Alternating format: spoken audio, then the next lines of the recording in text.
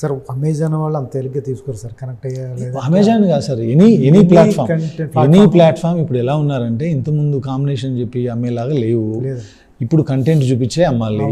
So ఆ కంటెంటే వాళ్ళకు, వీళ్ళకైనా హిందీలో రిలీజ్ చేసే ఆయనకైనా అందరికీ వాళ్ళ కంటెంట్ చూసే తీసుకోండి. సినిమా ఓపెన్, రండి కూర్చోండి, నీలకమల్ చైర్లో కూర్చోండి, చూడండి, వెళ్ళండి.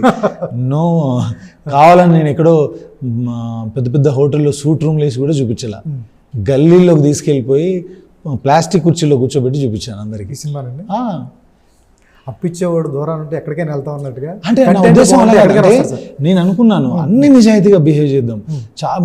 మన ప్రొజెక్షన్ అనగానే పెద్ద హాల్ బుక్ చేసి ఇలా చేస్తారు కదా. నేను మధు గారు అనుకున్నా, వద్దు, కంటెంట్ బాగుంది కదా, చూద్దాం, అసలు ఈ సినిమాకి ప్రయత్నం చేద్దాం, అన్ని రియల్గా ఉందాం, ఉన్నదే చూపిద్దాం, లేని చూపిద్దాం. సీజీ షాట్లు చూపించామన్నారు, ఉన్నది చూపించాము మేము, అప్పటికి అవ్వలేదు సీజీ. అన్ని రియల్గా వెళ్ళిపోదాం, ఏమవుద్దో చూద్దాం, భగవంతుని నమ్మాం కదా అనే ఉద్దేశం. వాళ్ళని గల్లీలో తిప్పి నీలకమల్ వేశారు. నాకు తెలిసి మీరే అనుకుంటారు అట్లా చేసేది. అట్లానే కాదు సార్, ఇప్పుడు వాళ్ళ గొప్పతనం అది, మాది కాదు.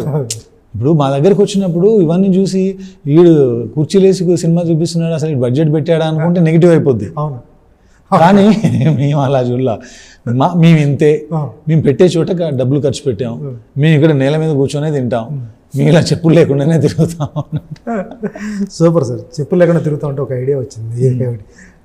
ఈ సినిమా చేసే అంతకాలం ఎన్వి టచ్ చేయలేదు. మొన్న ప్రెస్ మీట్లో కూడా మా డ్రైవర్ ఎవరో ఆమ్లెట్ వేసుకుంటే పాప ఇల్లు తిట్టొచ్చారని చెప్పారు.